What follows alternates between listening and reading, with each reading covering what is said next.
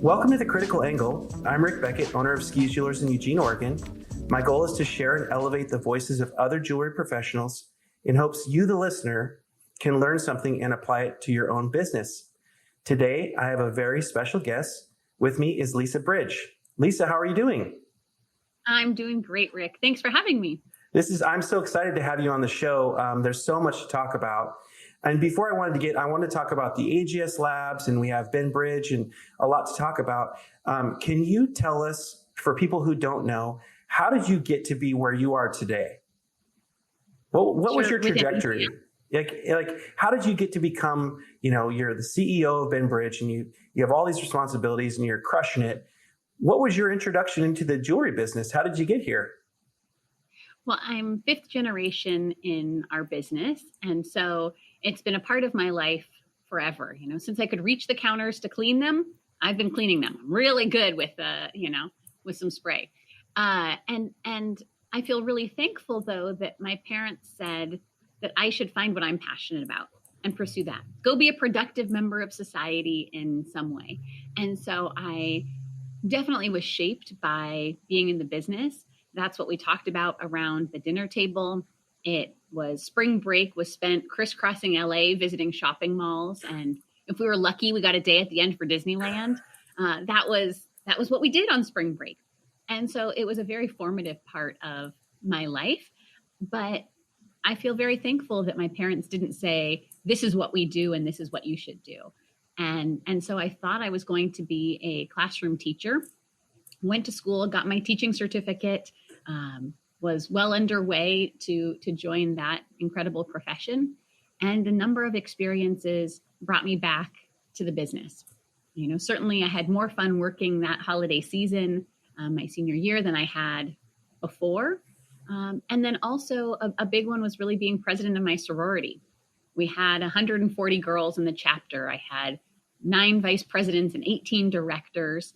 And I learned more from that experience about management and delegation and integrity and accountability than I really would have in any business school class. And I found it challenging and interesting. And so I thought I need to think some more about the business, and did a lot of soul searching. And as soon as I said out loud that I was going to join the family business, it was like weight off the shoulders, sky opened up. This is what I'm meant to do. And so I feel very thankful that I came to the business, both with the family background, but also because I love it. And I think that's such an important piece, that you bring passion to what you do, and that it's something that you wake up thinking about, you go to bed thinking about, and it's just a part of who you are. And so I came back from school and started working full-time in one of our stores, learned from incredible sales associates and a wonderful longtime manager, went down to get my graduate gemologist diploma from GIA in residence, which was a great experience, and then started working on our merchandising department. And I thought I was going to be in merchandising for a long time. And then the role of our head of education became available. And so all of my background really fell into line. And so had the pedagogical piece, had the gemological piece, had a deep understanding of who the business is. And so spent about 8 years in charge of our training and education, spending a lot of time with our people, developing people, helping them to become leaders, giving them the tools and resources to be successful, and loved that. And then 5 years ago, 2 weeks ago, became the president of Ben Bridge, and almost 4 years ago became CEO as well. That's amazing. One of the things that, I have so many thoughts, but one of the things that you really hear about Ben Bridge, and you hear of just so many great stories, but your educational piece is very unique. I feel like you don't see that like in a lot of other stores with the type of intensity that you guys apply to that. What caused that change, or was that a change, or how did you guys implement that? Well, being one of our core values is professionalism. And so we want to be able to care for each of our customers to have the knowledge that they need. Not that we always have to use every fact that we know and every bit, but to have it at the ready should our customer require it. And that sense of knowledge and experience that we can bring, I think also helps to differentiate us. And it's just a very core part of who we are. And it's, I think, one of the reasons that we have really long-term associates.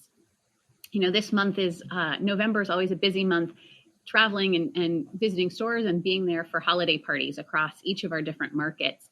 And at each of those parties, we recognize both sales performance, but also longevity.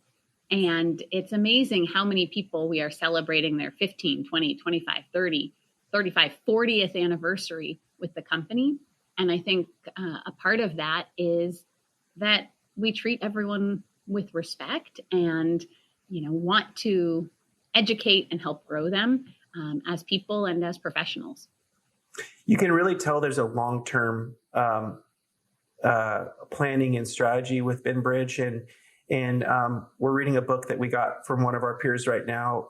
I think it's called The Infit Mindset, but it's about, you know, how you can look at things kind of quarterly and say, well, I want to get profit. I want to get profit. I want to get profit, or I want to do this, or I want to beat so-and-so. And that's my only goal, is to beat, if it were Apple and Samsung or a different brand, one of them's trying to beat each other. The other's working on their long-term strategy.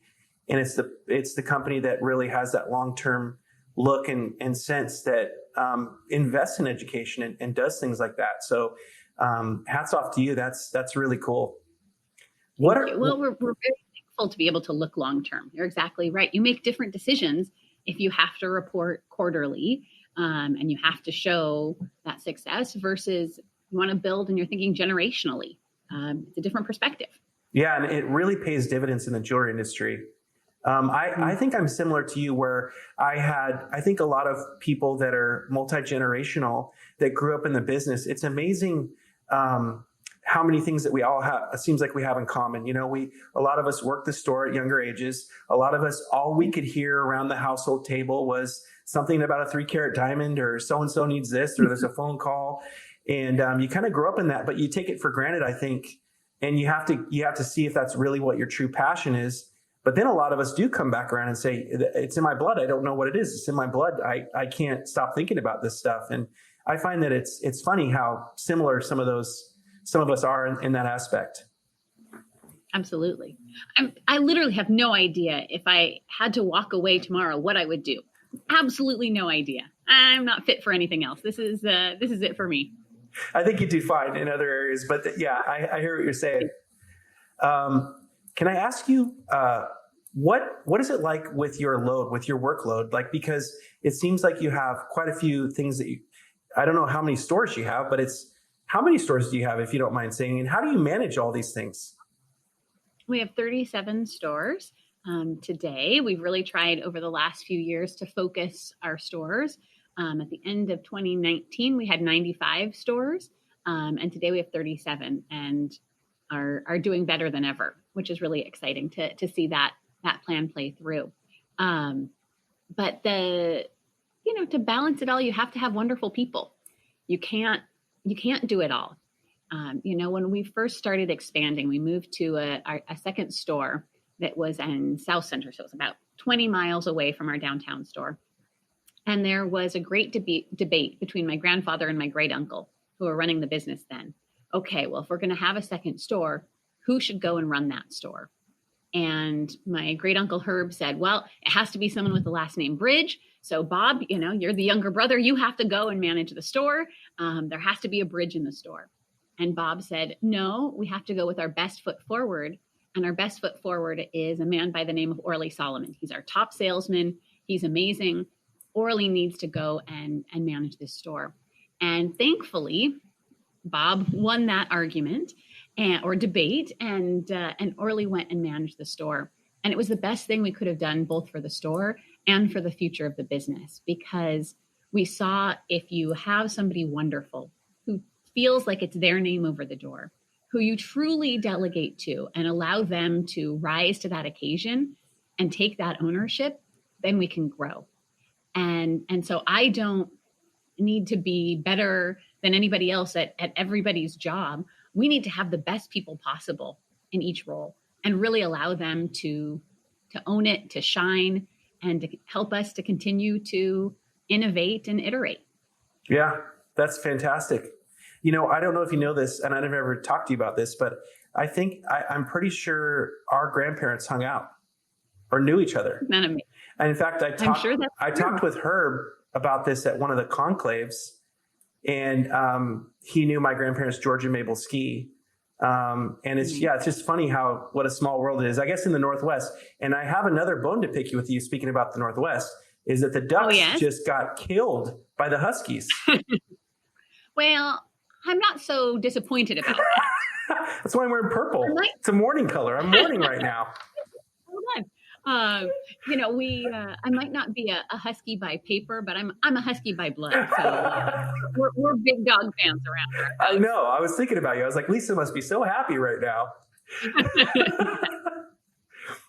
Mm-hmm. So talk to me a little bit about some of the changes that are happening in the American Gem Society. I know you're a big part of that. And so can you tell us a little bit about what's happening with the AGS labs? Absolutely. Well, as you know, being very involved in AGS yourself, AGS is really very clear on what our mission is, that we are about consumer protection and education. And so those two things are at the forefront of every decision that's made at AGS. And one of the things that I really love about how the society is run is that clarity of purpose, knowing exactly who we are and what our mission is. And so back in the 90s, as we had done more research, felt like to serve our consumer protection mission, that there was opportunity in cut grade. And so developed a cut grade, developed light performance and what really a diamond does, and brought that research to GIA, asked them to use it to offer that kind of cut grade. And they said they weren't interested at that time. And so we established a laboratory under the American Gem Society banner that would be able to offer that cut grade, would also act as a funding source for the society and to continue to live that mission. And it's been really important. And we, over the last 27 years, the lab has really lived that mission and has been an important part of many of our businesses, certainly of our business, and how we communicate with customers and ensure the quality that we want to offer. But we have this history with GIA that we were founded by, the Shipleys, founded by the same people, and had a vision for that we were kind of two sides of the same pancake. I think there's actually a quote from Shipley saying that. And so we really should be close together as organizations. And I'm very thankful that the last few years, we've really come back together in living that part of our history and growing where we can go. And so with this change in AGS labs, with the transition of some of our assets to GIA is going to offer a light performance, an ideal light performance grade as a supplemental report. That light performance is going to continue on and continue to be offered. And then for them to establish an endowment for AGS, then we can have that financial stability to be able to grow, to be able to plan in the long term, as we were talking about, and live our mission and really refocus on that mission. And so it's really a win-win for everyone, and a coming back together of two historical, sisters, friends, partners, whatever you'd like to call, living our mission between GIA and AGS. So basically, if you are somebody who cuts an ideal cut diamond, you'll now be sending that to the GIA and receiving a separate piece of paper or a separate, certificate or grade. And then what would that look like? Would that be, tell me a little more about that. Yeah, so the ideal cut report will be a supplemental report that you can order from GIA if your diamond qualifies as an ideal cut. And so it will come co-branded with GIA and AGS. It will offer the light performance grade as well as an asset image. So you'll see, that beautiful asset showing the colors and the light performance, and that will be included in the grading report from GIA. Yeah, that's exciting. When do you think that will be? We'll start seeing some of those reports. In January. Okay, right around the corner. Mm-hmm. It is. Wow. It is. Mm-hmm. What do you see as the main some of the main kind of hurdles for consumer protection right now in terms of the American Gym Society? Where do you think consumers need that help of the organization? I think that one of the areas that has been important since the AGS was established and continues to be is in the clarity of disclosure to consumers. And so making sure that somebody understands what it is that they're buying and clearly understands that. And so there are a lot of choices when shopping, a lot of choices when buying a diamond. And those choices are great. We want to be able to offer choices as long as it's clear what that choice is. So if it is a treatment, if it is a laboratory grown, if it is natural, and what that grade is, all of that, any of those choices are okay as long as there's clarity of understanding for that consumer. And so I think that is a really important piece of where we are today, and an understanding of what's the impact of each of those choices and clearly understanding them. It is hard in this day and age to present a message online, I feel like, because it's like the Wild West. I mean, there's so many different competing, whether it's, a cool TikTok or maybe a piece of information about a new company, but there's so many competing messages out there, at least around diamonds, that it will be nice to see the American Gym Society work on that and bring more clarity, because it almost feels a little more unclear right now with how many options there are online. Mm-hmm. Mm-hmm. I think that there's a richness to the natural diamond world. That there are so many wonderful stories to tell, and some complicated stories. But I think that as an industry, we haven't done a great job of bringing the richness of those stories forward. Yeah. I went a number of years ago, took a group of associates to Botswana to go and trace the journey of a diamond, to see where that diamond comes from, how it's sorted, how it's cut and polished, and where it ends up. And for me, the most powerful moment of that trip was when we had visited the Zhuaneng mine, and then we were visiting the hospital in Zhuaneng town. And the hospital director looked at us and said, "Thank you." I went, "Thank you?" I said, "Yeah, thank you. Because you buy our diamonds, we can care for our community." The country of Botswana is the greatest story of a country using their natural resources for tremendous good.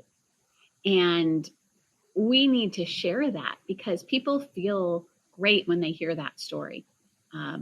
But they don't know often to ask. I remember selling a customer his engagement ring, a friend, his engagement ring shortly after coming back. And he said, I always would have bought a diamond, but now knowing what your experience has been, I feel so good about it. And there's something special in diamonds that it's not just that there is a charity component on top, which is lovely when people give back and use the finances, but natural diamonds intrinsically do good. Not just the charity, but also just by buying them, you're supporting countries and infrastructure and development. And that's really powerful. Yeah, it is really powerful. And then on the other side of that, between the two, sometimes you have the argument, well, a synthetic diamond is, more sustainable or whatever the words are. But if you look at where the dollars are going, if you follow the dollars, if the synthetic companies are, you might be given GE money, or you might be given a big corporation money versus maybe some people that could use more hospitals or more roads and things like that. So there's definitely, that side of the story is really interesting, and we need to share that more. Absolutely. Well, and the impact and energy that it takes to create a lab grown diamond is dramatically different than a natural diamond. And when I was up in at Gaucho Quay in Canada, one of the mines in Canada, I met a group of researchers from the university in Canada who were exploring carbon recapture from the kimberlite and how that could be used to make the whole process of extracting a natural diamond carbon neutral. And it's the care that goes into planning for, certainly in Canada, you see great examples of how are they going to restore the earth after they're finished, replanting trees and reestablishing the wildlife, making sure to protect what is there while they're working. It's incredible to see, and that the environmental impact is very different than I think people would expect it to be for a natural diamond. Yeah, that's great. Lisa, I have a couple other questions. I had some of the ladies around here wanted me to ask this question. I thought it was a great question. What has your experience been being a female leader in a male-dominated industry sometimes? Mm-hmm. It has been hard often to answer that question because I think some parts of it are the perspective as a female leader of communal work and of working as a team and empathy. I think that those things all come from it. But I think that there are different moments in life that call on our background and our experience. We bring all of who we are to each and every day. And so I think that I do bring a slightly different perspective being a young female leader. That is such a good perspective, Lisa. That's amazing. Thank you for sharing that. You also went through COVID with a giant company. Yeah. And that could not have been easy. No, I mean, it was literally our daughter was born March 15th, 2020. And so it was from my hospital bed that we closed all of our stores. So it was quite a year. And, I'm thankful that, in some ways extremely difficult to start a family at that time, but it was also good perspective and the necessity of being in the moment with a new baby was helpful to balance in that time. But it was another example of having great people. I feel very thankful that our team brought all of their years of experience and all of their perspectives to get us through that time. Our stores were closed on average 106 days. We had, wow. In the past, it was like if we were doing a remodel, maybe one day we would be closed in transition, but like never close. And so 106 days was staggering. And then to go through the time of protests and rioting and impact on stores and trying to get reopened. I think I have a lot of war wounds from that time, but also recognition. I think we all realize how much more nimble we can be and how we can handle a lot more than we thought we could, and how it's important it is to celebrate together and to mark moments. And we're very lucky that as an industry, we came out in a really strong place from that time. And I think we're, now all better for having gone through it. But it was a challenging time. Yeah. I think we all have a little bit of those war wounds still, yes. that we're working through. But yeah, it's been challenging. And I'm so grateful to be in the jewelry industry because, we could be selling computer chips and you don't have the latest computer chip. It's a problem. And the neat thing is jewelry's been around so long and it's so multicultural. And it's one of the greatest ways of telling people who you are without words, nonverbal. Mm-hmm. And so it's neat to be a part of something that's been around for so many years. And we're hoping that it continues to last for so many years. Yeah. Absolutely. It's timeless, right? I don't know how many 20,000, 30,000 years ago, people started stringing shells together to create a necklace. That desire and need for adornment and celebration and expression of love is very innately human.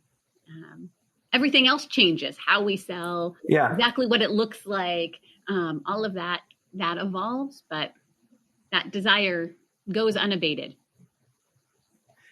What is it like to work with Berkshire Hathaway? Does that I would sense that would up your game because Warren is just a legend. What is that like? Does he give you some information like, here's how you're going to do this? Or is it just, hey, Lisa, you got this. I trust in you. Yeah, Warren is incredible. And Berkshire's a really special place because, how they buy businesses is they buy businesses that are well run and continue to let them run themselves. Warren has always said, I don't know your business better than you do. And so he bought the business because he believes in, the competitive moat that the company has and a belief in a strong and healthy future. And so we're really proud to be part of Berkshire. It's a wonderful resource, and can give perspective. So there's, a number of times that we can opt into things. So there's a Berkshire Sustainability Group and a Sustainability Summit. And so to hear from all different industries how they're tackling those important issues is really informative. How as a home manufacturer are they looking at sustainability and their product life cycle? How as a railroad are they doing the same? And so that's been really valuable. And to have that network that we can reach out to and people who are willing to answer the phone and, open their door. When we first started building out e-commerce, we, went and spent time with a number of other companies who were willing to share with us. But otherwise, they're very, very hands off. When I mentioned 5 years ago taking over, when Warren said, okay, Lisa, it's you. He said, go ahead, make changes quickly. And you have a big fan in Omaha. That was the directive. And so I appreciate that trust in me and in the business, and have been just a pleasure working for Warren and now for Greg Abel the same way. Yeah, well, that's why those guys are successful. I mean, they really know what they're doing, and what a great resource. Mm-hmm. Now, you did design your own line. I believe we were doing a little bit of research and saw some of your cool designs. Mm-hmm. Are you still designing, and what are you doing there? Yeah, so started 7, almost 8 years ago, started a collection under my name. And really it was looking at my friends and what jewelry they were wearing. And they were wearing lovely jewelry, but it wasn't necessarily real, that they didn't feel like, that they could walk into a jewelry store and buy a piece of jewelry for fun. They'd go and spend a couple $100s on a pair of jeans, but somehow doing the same for jewelry felt intimidating. And so I really wanted to create a collection of fun fashion pieces, a lot of color. I'm a nerdy gemologist, so bringing in some fun gemstones into the store and giving a different perspective. And it's done well. It's been exciting to watch it evolve. Have some new pieces coming out, but the last couple of years admittedly has been slower in the product development because my creative juices have understandably so in different places, but still bringing some new pieces both for holiday and then next spring. That's awesome. Any advice you have for, say, somebody in the jewelry business, maybe a smaller store?